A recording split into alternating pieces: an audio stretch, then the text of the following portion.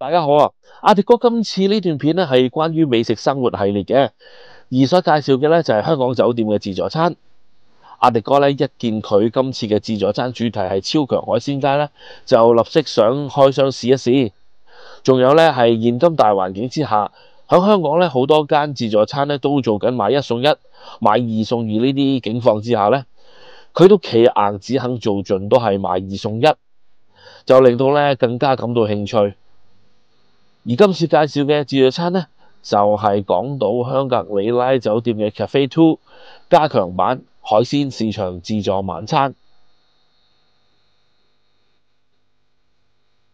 呢個自助餐呢，以海鮮為主打，因此呢，就不如由重點講起先啦。相信呢，大部分嘅客人呢，一開始嘅時候呢，見到呢個蒸龍蝦箱呢嘅陣容，就肯定呢會立即去排隊。兩箱啱啱蒸熟嘅龍蝦，配上葱花咧，賣相咧就已經贏咗先。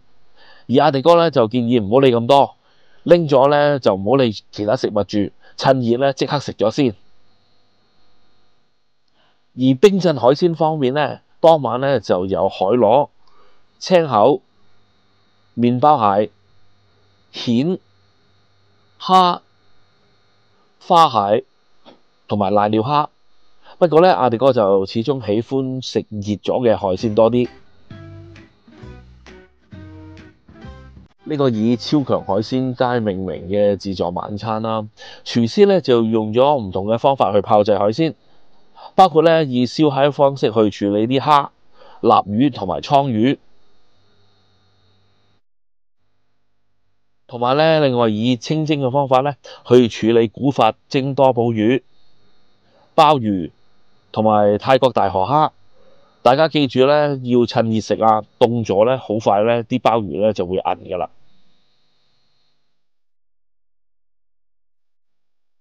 另外其他海鮮啦，仲有包括茅台炒醉蝦、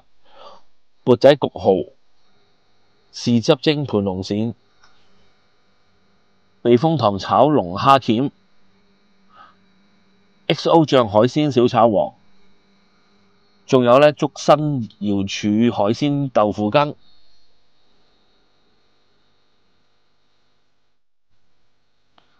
除咗魚生之外咧，阿迪哥就唔係好食魚嘅，但同行嘅朋友咧都覺得啲魚幾新鮮，而自己咧就最推介避風塘炒龍蝦鉗、XO 醬海鮮小炒王，仲有咧竹新瑤柱海鮮豆腐羹咧，呢個有驚喜喎。而由於自己唔飲酒啦，所以咧就好難完全去評估茅台炒醉蝦嘅，因為咧酒味實在太濃。不過咧其實蝦肉咧本身都幾鮮味嘅。可能因為酒店應該都知道香港人係幾咁熱愛日式食品啦，所以喺呢度咧就有一個位置都幾大嘅專門日式攤檔。咁呢度咧都有好多日式嘅食品選擇啦，包括有章魚小丸子啦，有幾款唔同嘅爐端燒、玉子燒咧都有3款味道，而壽司咧都做得幾靚仔嘅。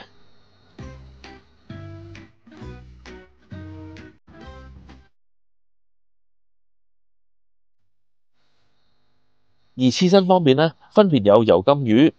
三文魚、希靈魚、八爪魚同埋象拔蚌。而其中咧自助晚餐最重點嘅拖羅刺身咧，據酒店嘅大廚講，原條嘅吞拿魚咧係即日新鮮由日本空運抵港嘅。而準時喺晚上7點15分咧，廚師咧就開始供應拖羅刺身。平時咧食拖羅咧閒閒地一塊都要幾十蚊啦，所以咧呢個簡直係一個極速嘅回本位啊！本身食自助餐咧我就好少食熱葷嘅，但係咧今次試食咧就當然要全面啲。而熱葷咧包括有炒茄子、點心、咖喱牛肉、印度飯、合桃蟲草花螺片煲糖排、豉油雞、蜜汁叉燒、烤雞、椰菜花忌廉湯、燒鵝清湯意大利雲吞、煎鴨胸配香橙燒汁、紅酒燉雞同埋燒椰菜配水瓜柳牛油汁等等嘅。而熱葷方面咧，阿迪哥就重點出擊，因為咧同行嘅朋友咧就大讚南乳豬手好食，所以咧熱分方面咧就試咗南乳豬手、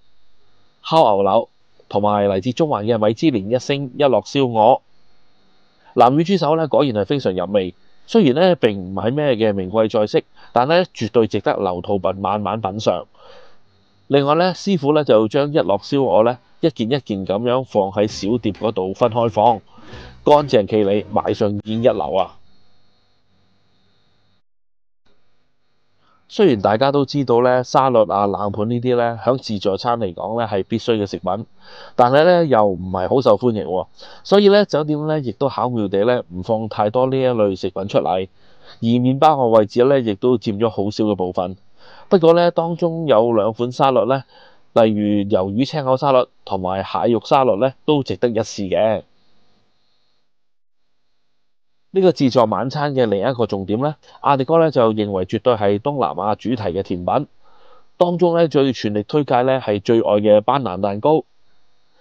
仲有芒果撻同埋越南咖啡泡芙咧，味道都唔錯，同埋唔係太甜。而最意想不到嘅咧係港式曲奇餅皮嘅蛋撻，比起出邊嘅茶餐廳或者餅店咧，呢個蛋撻嘅曲奇牛油味咧就更加香濃。本來咧只係打算食一個，但咧最終咧即將喺爆肚嘅情況下咧，都食多咗一個。今期甜品嘅重點咧就肯定係榴蓮主題，呢方面咧就留翻同行嘅朋友去試啦。朋友話咧，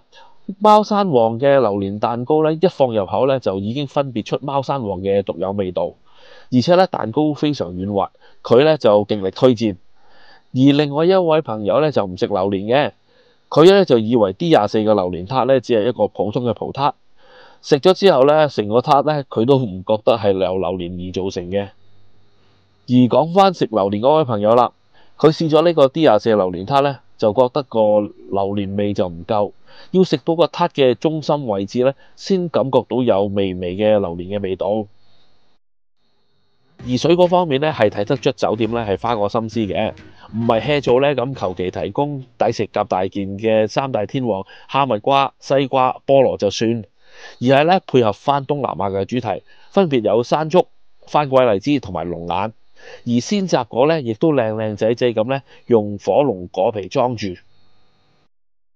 至於雪糕方面咧，就有6款 Häagen-Dazs 嘅選擇。阿迪哥咧只嘆自己有心無力，要留肚食其他嘢，所以咧呢個就要 pass。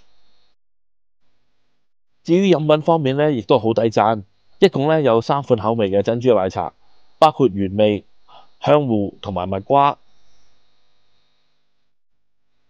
另外咧亦有3款嘅特飲，包括雜果賓治、西柚青檸檸檬茶同埋橙汁。阿迪哥覺得咧，除咗唔應該放點心出嚟之外咧，其餘嘅食品咧都係有心之作嚟嘅。你會感覺到咧，唔會有一樣嘢咧係為咗充撐場面咧而隨便咁放出嚟。雖然咧唔係每一樣食物咧都係驚為天人，但係咧如果係買2送1嘅優惠，每人平均咧只係600幾蚊，有無限任食嘅龍蝦、鮑魚、米芝蓮1星嘅燒鵝，仲有咧即日空運抵港嘅拖羅刺身。絕對咧係對得住呢一口價，所以咧即使當日用餐咧係星期3，其實咧餐廳響高峰期嘅時間咧都座無虛席，可能咧就係咁嘅原因。呢條片咧又即將到尾聲，希望咧大家都可以訂閱阿迪哥嘅 YouTube 頻道，同埋咧多跟家人同埋朋友分享頻道入邊嘅影片，就係對阿迪哥嘅最大支持。多謝大家收睇，拜拜。